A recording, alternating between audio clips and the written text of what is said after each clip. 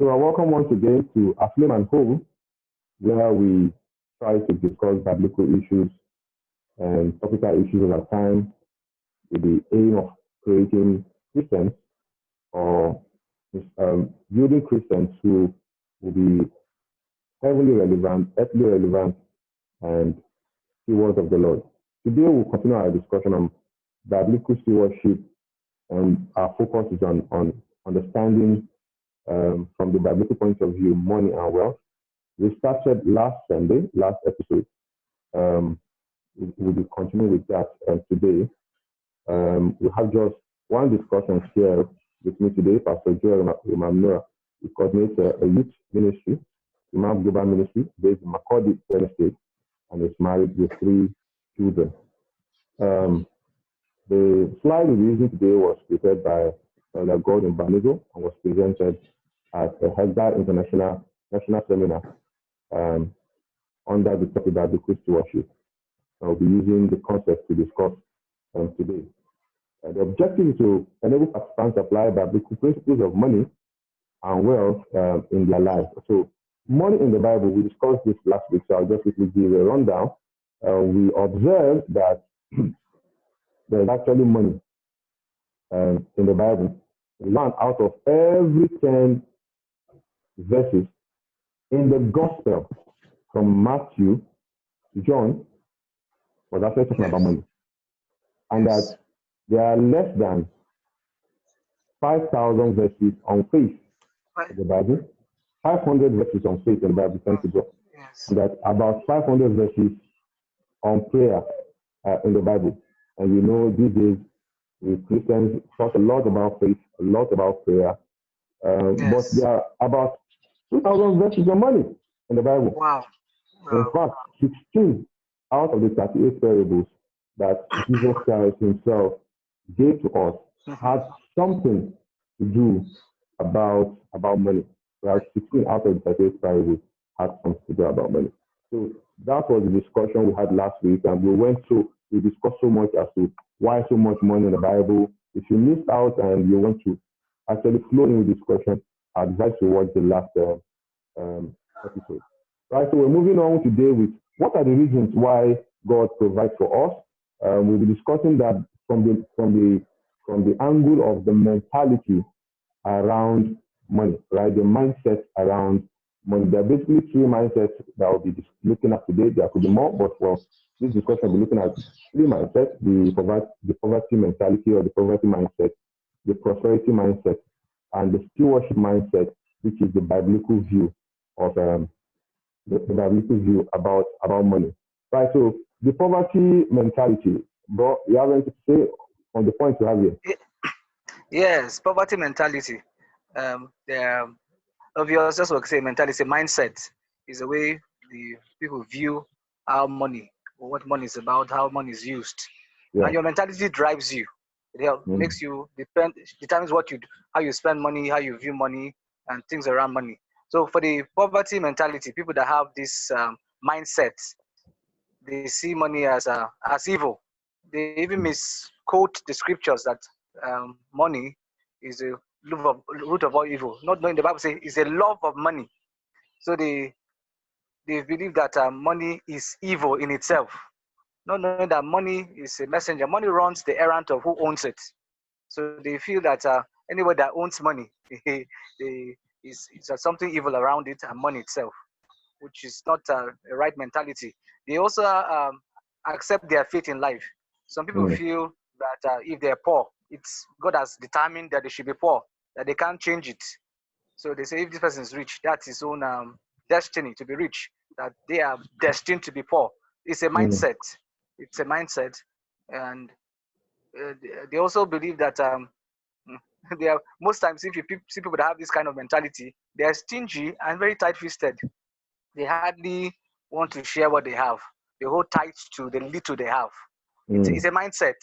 It's a mindset which we're trusting God to help us have the biblical perspective to how your mind should be set so that you can be able to use money correctly. All right. Yes, my brother. I remember while growing up, met with some people who have this belief that looking poor or being poor Tantamount to can be likened to spirituality or holiness. spirituality.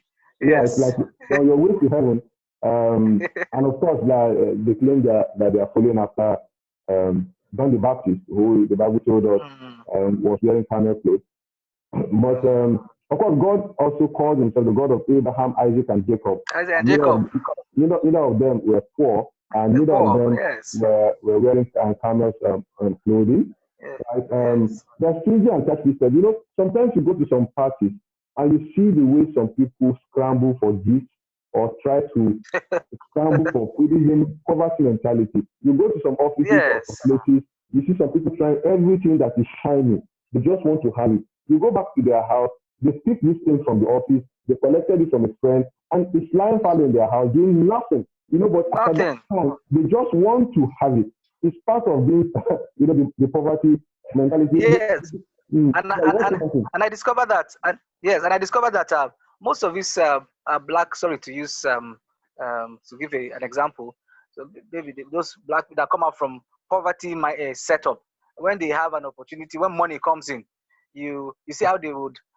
Their mentality makes them to want to pile up things. It's a mindset because of where they're coming from. They accumulate. They buy cars that they don't need. They buy houses everywhere that they don't need. It's that poverty mentality. And even back here in our country, Nigeria, when you see somebody has an opportunity of leadership and he gets some money comes in. You see how they accumulate so much for themselves. It's a mindset because maybe they feel they've not had this money all their lives, so they just buy and buy. They keep and keep.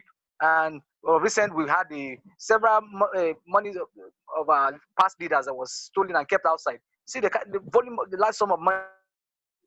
It's a mindset that is making people do what they do, make them stingy, accumulate, and keep so much. Just like you said, you have things in your house you don't use. It's a mindset that makes people do what they do. Thank you very much. That same poverty mentality believes that God makes some rich or some poor. And even though it sounds religious, it sounds, that is true. Well, the Bible made us to understand that the poor, we always have the poor amongst us. Yes. But the Bible also gave us instances of people like Jabez, who, in spite of everything, say, "Oh, that you may bless me indeed and enlarge my territory." He cried unto God, and God heard him and changed Change his his story. situation. Yes. So the mentality that, okay, because God has made it, so it becomes like that, like it's my destiny, we saw in the previous one. This poverty mentality also makes people to blame their place in life on curses or lack of help from people. Yes, curses are there, but as Christians, the Bible says he died on the cross and gave us victory over principality and power, made an open, he made an open spectacle of them, right? He shamed them Yes. openly. If you can't do it on your own, look for a brother, look for a pastor. God, almost every street in Nigeria has one church or the other, one pastor or the other, people who are gifted and anointed and understand the authority in the place of Christ and through the blood of Jesus Christ. We can't keep saying everything is based on the curse. Christ died for our curses, right? Then blaming their place in life on the lack of help. Yes, one uncle might not have done something well. One auntie might not have done something well. Our parents might not have played some part. I agree that God placed people in certain areas of our life to play certain roles. And if they fail in playing those roles, it could hamper our growth. It could alter what we later on become in life. But there is still something inside of us. As a Christian, we have the Holy Spirit inside of us, and He can give us. He can give us in fact, we have the grace to overcome, to overtake, to recover. To pursue, like they say, pursue, overtake, and recover all. Right. So we have to bring ourselves to that point. Then when you ask something there. Yes. If you listen to stories of people that are financially successful, most times we are born into a disadvantaged world already. Their background, their environment, there are a lot of factors that seem to want to make somebody poor. But they did not start blaming this one, blaming that one, and that's part of the mentality that keeps some people where they are. If you shift, you blame every other person except yourself. Every other person said because my uncle did not help me. Even if you have lost a dad, like a mother, somebody that would have helped you go to school, and that places a disadvantage. But if you hold on to that as because this person has it, he didn't help me, you're already limiting yourself. So just like I said, if you listen to people's story that they broke out from those environments, those disadvantages, those maybe nobody helping you. So it's not a stronger excuse per se. One of the things that we must note is that you need to step up on your own and not blame yourself. I only believe that if one doesn't succeed, it's not somebody's fault. It's your own fault. That's what we're getting at. That's God Yeah. helping us. Thank you. Yeah, thank you. Yeah, if you remember the very first episode we had when we were discussing the name for this YouTube channel, Aflame and Whole, we said that everybody that had been used of God were problem solvers, right? Yes. Rather than seeking that people become a solution, they sought how to become solutions themselves, and by that means they generated wealth. Poverty mentality is always suspicious of wealthy people. They feel wealthy people must have gotten it by some evil way. Wealthy people must have done some spiritual ritual. Wealthy people must have stolen from government. Well, even though it is true, but it's not true for every wealthy person. Let's quickly move on because of our time to the prosperity mentality. Right. So the prosperity mentality, for instance, believes that having the best of things is a proof that you are prosperous. That isn't true. I don't have to have the best iPhone to show that I'm prosperous. I don't have to drive the latest vehicle to show that I'm prosperous. I don't have to have the best of things to show that I'm prosperous. We could easily see it from the mindset of people who in our time and age are, top 10 wealthy people. You see Mark Zuckerberg, for instance, most times we see him online is in a t-shirt and a simple jean trouser. Simple. I've had the opportunity to see Dangote or Bill Gates at, of course, not one-on-one, but maybe on air, and sometimes you just want to see the type of mobile phone they are using. Nothing too techy, right? I've had the opportunity of seeing MDs or some banks. They don't have too techy devices per se. And even when it is techy, it is so small. I mean, the cost is so minute compared to what they have, right? Not that you are holding a phone that is worth more than every other asset you have in your life. You don't have to have the best of things to prove to anybody that you are prosperous. Right? You don't need it. You don't need to claim prosperity without reference to the conditions. Prosperity cannot be claimed, by raising up your hands and catching it after when the man of God has spoken. There would be conditions that need to be referenced to for prosperity to come. There are spiritual conditions that need to be met. There are physical conditions that need to be met. There are covenant conditions that need to be met, right? There are conditions related to discipline that need to be met, right? So all of these things are things that some people who have the prosperity mindset don't take cognizance of, and they just think, you just go to the street and you see a very fine car passing and you say, I claim it. It doesn't work that way. It doesn't work that way. No. Yeah. And some tithe. Some people believe that tithing is a prerequisite for prosperity. Yes, the Bible teaches so. It's one of the prerequisites for prosperity. However, the aim of our discussion today is biblical stewardship of wealth and money. Even if you tithe, it doesn't mean that the rest, the 90%, belongs to you. We've heard of men of God. And when I'm saying men of God, I'm not by any way referring to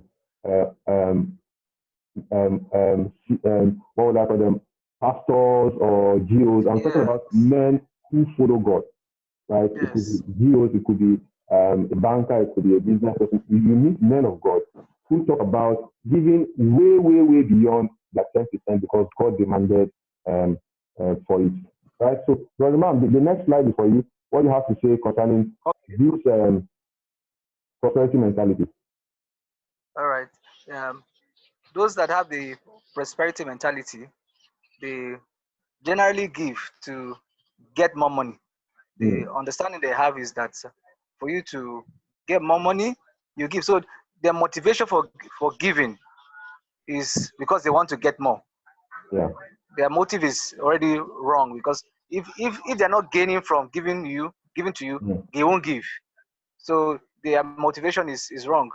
Then Mm. also they're likely to sow into promising, as we see. The promising is in parentheses.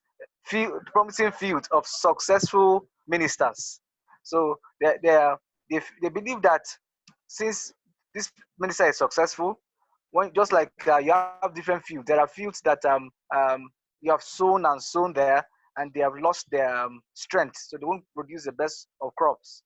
But there are fields that when you sow there, they are ripe, they are very good to produce good fruit. So they believe that they only give to ministers and ministries that are successful, because their mindset is, in giving to these ones, you also get benefit from their blessing. It's a mindset, Mm. not believing that they're not being led. They're led by their perspective of what it takes to be able to get. Then also Maybe I should quickly add something there. Right. So yes, giving to successful ministers, maybe nothing wrong with it per se, but with the mindset of a steward, you yes, understand that what you own or what you have is not yours but belongs to God, and He yes, determines who needs certain things. So there are times that some ministers, I'm talking about ministers of the gospel, are not prosperous per se, because they've not, because when you say prosperous, the question actually becomes, how do we know somebody is prosperous? We tell you that by their fruit. If that person might not some have of them. the population, the following, Mm, the person might not have the signs and wonders to show for it, but the person has a ministry, and the ministry is mm, making impact. And the heavens are happy that this person is sowing in the line of that ministry. And God demands that you give to that ministry to support the ministry. The prosperity mentality is like, if I give to this ministry, what will I get back? Right? So we're taking us back yes, to the first point. Generally giving yes, to get. So it's like, why give? There are some people who their ministry present is ministering to internally displaced people in the north. If you give to them, yes. nobody knows that you give. In fact, if you give, it's like you just drop in an ocean, you still need to go and bring more. Because the internally displaced Mm, people are there. The gospel needs to reach mm. out to them. And even if they don't accept Lord Jesus Christ, they still need to eat. Right? So if you are giving to one brother, one sister who is unknown, but whose ministry is tailored around reaching out to those people, what do you want to get in return financially? As against giving to an organized church that has branches everywhere, and you feel because I give, there's anointing, that's the prosperity mentality. Yeah, that's true. Yes, then of course, as a result of the 2 points we have mentioned, there's a likelihood of those that have this prosperity mentality to consider the poor because of their understanding. Because what are they going to gain from giving to the poor? If they're Mm, giving to a successful ministry or minister because it's going to return to them 100-fold, mm, then if they're not going to, they are giving basically because of what they're going to gain. So, and they're not going to mm, gain anything from the poor. As a result of that, they're unlikely to give those that actually need it. And that's why, with my interaction with some persons, some believers, their understanding is their tithe, just like we're saying, it all belongs to God and it should be led of the Spirit. So they feel that it's not just given to a successful minister or ministry, they but give to the needy. They go to the poor pastors, they go to widows. They give to people that they feel that really need it. So, but the basic point we're trying to make, and which we're going to make, is the stewardship mentality. We're going to come to that point. So you don't decide who you give to. He that owns it decide who he gives mm, what he has given you. We're stewards, which we're getting to that. So we're not mm, just giving to certain class of persons. But those that have the prospective mentality, because their mindset is because of what they're going to gain. So they're only mm, thinking of they're not unlikely to think of the poor. And if you notice the ministry of Jesus, he gives to the poor, he attends to the needy. One of the times they were even thinking when there was no food and he raised an issue, they were thinking that he was raising an issue of them taking money and giving to the poor. So just saying that he's always giving to the poor, he's always giving to the needy. So it's out there to see that those. I remember when Rhoda died, when they had to call Paul. Was it Paul or Peter now? They had to call him because the poor people, the widows, say, see the wrapper, this wrapper I'm wearing is this woman that gave me. So she was not just giving, she was giving to actual people that were needy. Yeah. And there's a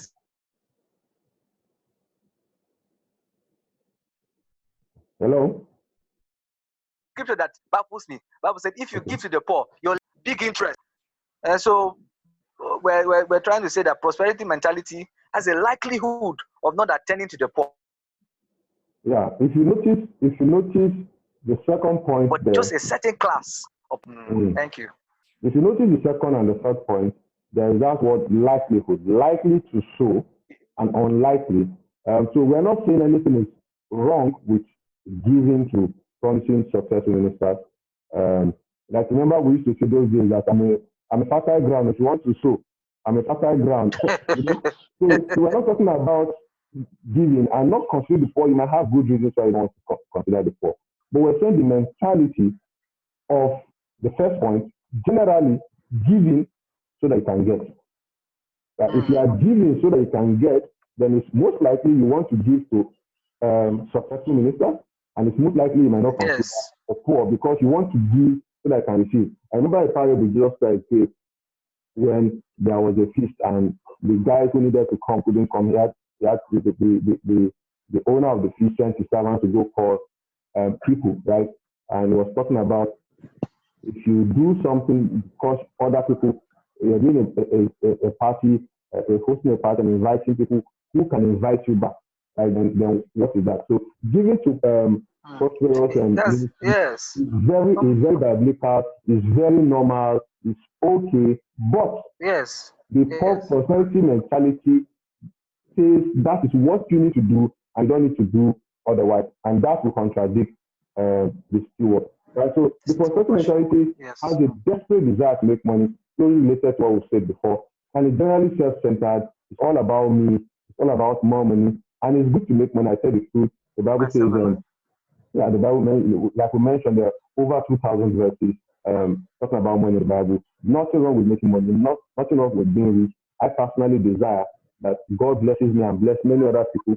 Why can't we have industries that are Christian-based? Why can't we have institutions? Already we have some high institutions that are Christian-based and trying to, of course, they can't convert everybody who goes through them, and there will still be some Judas amongst the 12, but at least we are sowing seeds.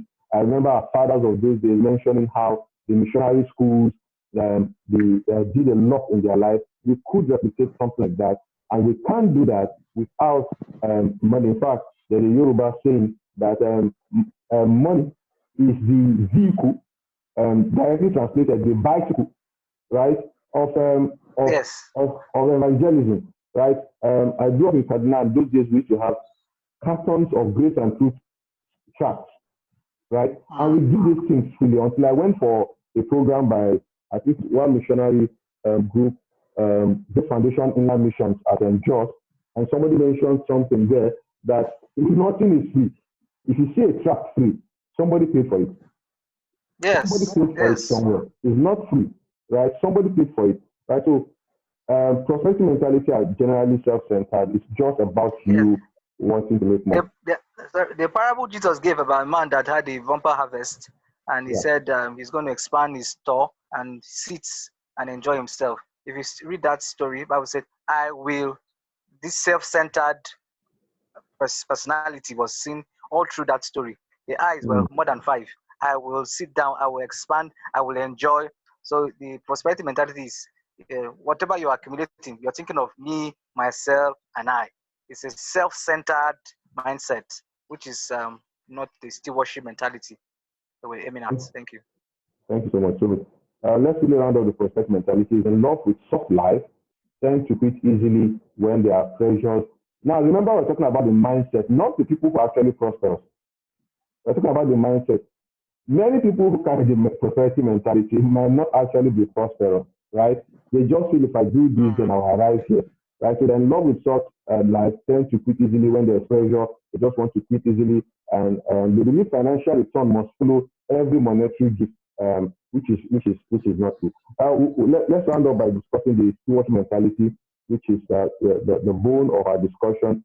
Remember, we had earlier defined who a steward was, who a trustee is. If you miss out on those definitions, kindly go to the very first discussion we had. I'll drop a link to it under the YouTube channel, right? So the steward mentality is what God wants us to have. That is the biblical understanding that God wants us to have, and that thing can be seen from the beginning of the Bible right through the end. A trusting mindset believes that everything I have, including myself, yes, owned by God. Myself and everything I have is owned by God. That trustee mindset is the type of mindset that when people come to you and say, look, that man you testified of is on the other side baptizing people. He must increase. Yes. I must decrease. I'm not competing with God. He owns everything. The trusting mindset is, look, everything I have is given to me by God. Right? So he owns it. And because he owns it, my thoughts should be, how does he want me to dispose of this thing that I have? Right? So they are detached from all the whole. And I can tell you, it's difficult to arrive at this mindset. It's a lot of hard work, spiritual hard work, to arrive at that mindset. There you don't hold on to anything. There's a popular story about a very popular woman of God who had a discussion with God, and God was requesting for something from her. God was saying, "Give me your Isaac," right? Something she held so dearly, and she asked God, "Is this how you treat your friends?" And he said, "Yes. Anything I want to come, anytime my friends want to place something higher than me, I demand for it." He said, "No wonder you don't have many friends." He said, "No wonder you don't have many friends." I mean, so we have to get to a point where we can be, we are not firmly holding firmly to anything that God can. Because, and I'm saying that it's difficult. It takes discipleship to get to that level. Where people give up that that's why. That's why God, Jesus had to demand the story of a rich wrong ruler. When he came and met Jesus, and he said, "What can I do to receive?" He said, "Keep the commandments." Of course, he was keeping it. But Jesus said, "There's this one thing he lacked." Yeah. He said, "Go and sell your goods." Why was Jesus making demand on all that he has? Because he was holding tight to it. I remember the Bible said he left angry. He left. That means it was Jesus will always place a demand on what will compete with him in your life. So somebody else would have come to him. He would not have told him, "Go and sell all your goods." But for that man, he was serving God, though. He was keeping the commandments, but he also was holding so tight. He was not detached from all that he held. So that's why Jesus said, "Go and sell all your goods." Compare it with Elisha. Elisha, when the mantle fell on him, he knew what to do. He went and sold everything. He was not asked to do it, but he went and sold everything, and he knew that he was not attached to these things. And imagine a big CEO started pouring water on Elijah's hands. He became a servant. He was not holding tight to anything. That's the stewardship mentality. Oh my brother, you just reminded me. Our leader in Haggai mentioned one time when they went to Hawaii for a program, and this man is somebody well respected here in Nigeria. He's a disciple of the Lord and he loves the Lord. We can see the fruits of somebody who loves the Lord here, and he's been very, very instrumental to the growth of gospel businessmen here in Nigeria. And so when he went for that program, he said that in his mind he was like, "What do these people want to teach me? What do they want to say that I've not heard before?" I mean, grew up to the topmost part while he was working as a pharmacist before retiring to start up his own business that is doing very, very well also. Right, so what do you want to tell him? But he mentioned something that while they were at the airport, some people came to help them. They carried their bags, helped them to the hotel room and everything. And there's a particular man, he was winning the bag of another African, either from Ghana or Kenya, I can't remember, specifically. And it's like he wasn't doing it gently. And the African, spoke a little bit harshly to him that, look, be careful, don't spoil my bag. And the man apologized and everything. Now, so I think some days into the program, that particular man who played the part of, the usher, I need to use that word, was being introduced to speak. Yeah. And they mentioned that man, they mentioned the post the man had. He was in the inner caucus of the then president of the United States, Obama. Wow. And he flew in with a private jet, and came for this program and chose to serve as an usher. But when he saw that, he just threw aside everything and said, now I am willing to listen. Right? Because I came with this mindset of I'm a big man. I've seen people who have gone to places I've never been. Yeah. And they humbled themselves to that level. You go to some, I don't want to mention churches, but you go to some very big churches and you see ushers. You see people who try to be like the traffic, the road traffic, right? And these guys are CEOs. They are CEOs of their company. Yes. Right? They just know that when it comes to serving God, He puts us to our place of primary assignment. Our post irrespective, our profession irrespective. When it comes to serving Him, He desires, He determines where our place of primary assignment should be. So my brother, you could be a medical doctor, you could be the chief medical director of a particular organization, and God is sending you somewhere that does not fit your class. They're the fact. Yeah. Amount of money that control is immaterial. It's immaterial, yes. It's immaterial. And because they know that God has placed it in their hands for use. For use. God has placed it in their hands for use. So when you go to the program I attended, a program recently, the Hazard program. It was so subsidized. We're housed in an above average hotel. We spent a whole week there. We ate whatever we wanted. Yes. At a very minute registration fee. Obviously, somebody paid for all of this thing. So that we could be empowered, so that the gospel can go far. Somebody paid for it. Right? And if the person paid because the person did not pay because the people that were attending the program were big men and he could get something in return. No. Yeah, you wanted to say something. Yes, I remember we had a program for couples recently. We got about 10 couples, about a husband and wife, that's about 20 persons. We booked an hotel for them. A very nice hotel. We gave them 3-course meal. And there were things that the way they saw, we didn't ask them for one dime. So they were all surprised that we could, the kind of money they felt we spent, and just for them to come and hear what would make their marriage better. So they were like, they were happy and surprised that people can have money that would have used to do some other things, but they're using it to invest in a family build-up. So that speaks so much for us. So whatever money God gives us, it's not for ourselves. We are stewards. It's to be used for His kingdom and for His glory. Yeah. Thank you. If you just let's put a little bit of context to this. If you're not living your life bigger than yourself, then you are not living. Right? If you're not living your life bigger than yourself, or maybe let me explain it, and than your children, you might not just be living.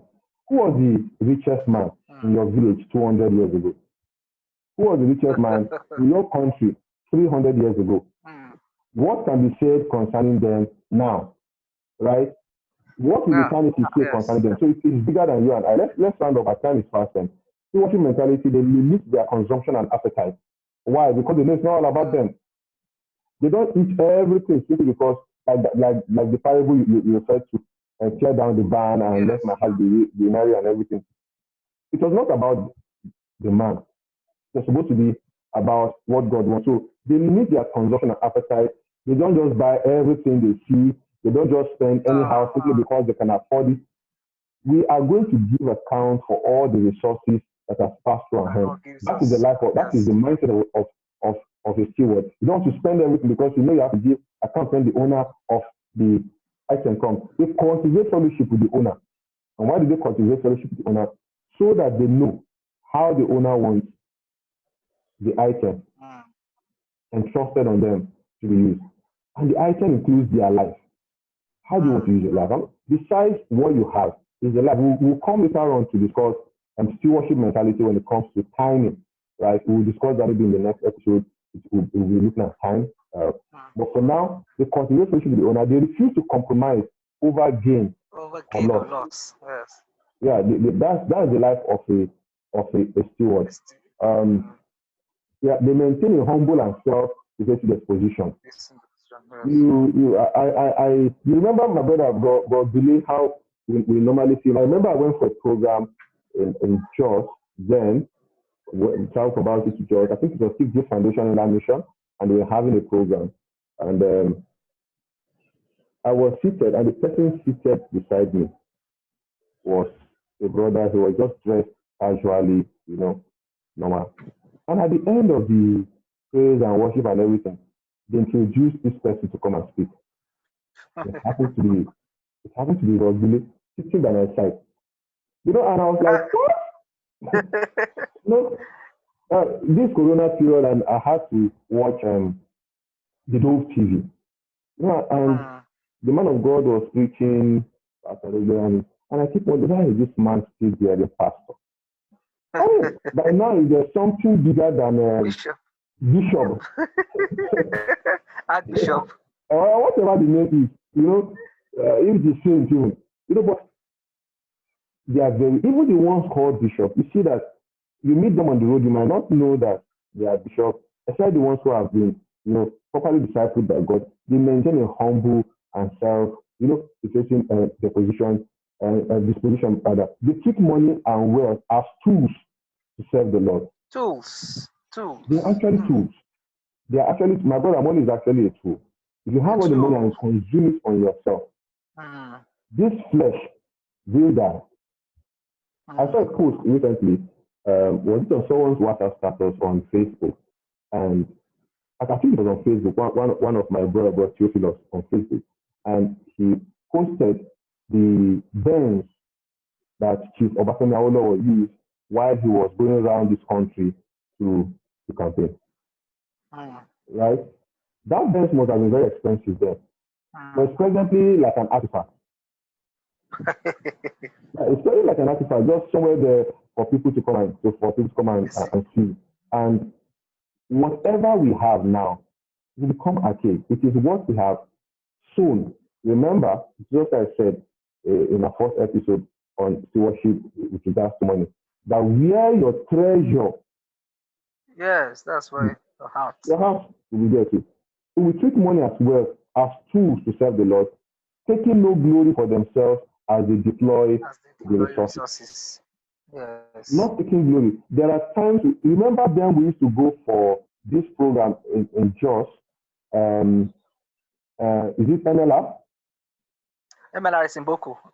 No, there's another one in Jos. What was that? The last day's gathering. LDG. Last day's gathering. LDG. Yes. We used to go for, I thought I need to come back to the north. We used to go for LDG. And when we go for LDG, remember we will be fed and everything. And I remember that we used to discuss with the I'm like, wait, who is paying for all of this? You won't hear any announcement that this person was the one who bought the car we just ate, or this person, and everything was great. Somebody paid for that thing. Somebody paid for it. I'll give you a testimony as we. I'll give you a testimony as round up. Yes, just like we're talking about being a tool, money being a tool. I just remembered we usually do missions. We travel to rural areas, do free medical outreaches, and most time we carry doctors to carry people along with us. There's this EOD car we have. EOD, of course, if you have an EOD, you want to treasure it, but we carry like one of the times we were supposed to travel. There was somebody that had the bigger car, but he said it can only carry 2 people behind.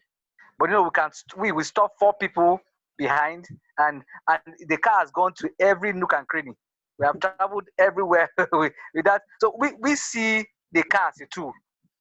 We're not seeing that as anything to treasure. So whatever I can do, it does. So we have come to believe that whatever God gives you, He can make a demand for it. Yeah. He can make use of it. Remember the man that built an upstairs that Jesus ate the Last Supper. He built it at his own house. But when there was a need of it, Jesus said, follow the man with the pitcher. He will take you. Ask him, where is that room? So in building it, he was building it for himself. But the master, he had an understanding of stewardship. When the master wanted to use it, he offered it to him. I don't believe that he will have a special place in heaven where the Last Supper was met. Even the person that had the donkey, he said, go and ask him. The master somebody owned the donkey, but he was just a steward. So when the master needed it, he loosed it. And when they say, why you take it, he said, I will use it and take and give you back. So when the master uses it, he will give you back. You will still use it. So anything that God gives us, we are stewards. Money, gold, car, house. Look at what it says. The master will give you back. Wouldn't it be wonderful if I can give my car to the master to use, and I will now have it back? I remember it was Pastor Igwe that gave a story of visiting a particular country to minister, and the man that came to pick him from the airport was a wealthy man. The man picked him from the airport, took him to his hotel, and when it was time to return, the man came back to pick him again back to the airport. And the pastor said, as is customary with Africans, we want to give something, but look at this man is too big. He's a wealthy man. What can I give him? He just take this one for the children. And the man said, thank you, sir. Amen. Amen. Amen. How? But when he visited back some years later, he discovered that particular man had been married for some years without children. Wow. Right?